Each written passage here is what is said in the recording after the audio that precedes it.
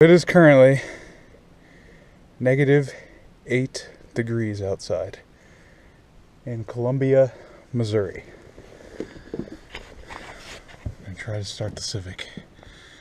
Oh God, please start.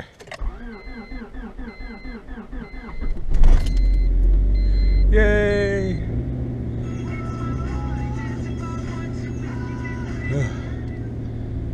Okay.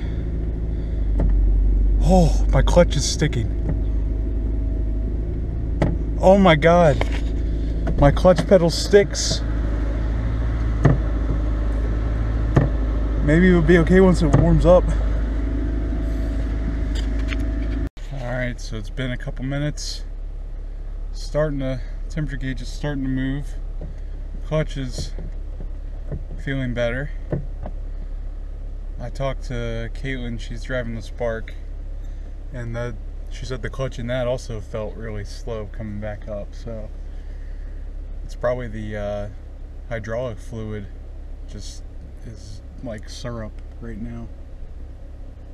So once we get driving, that should get better.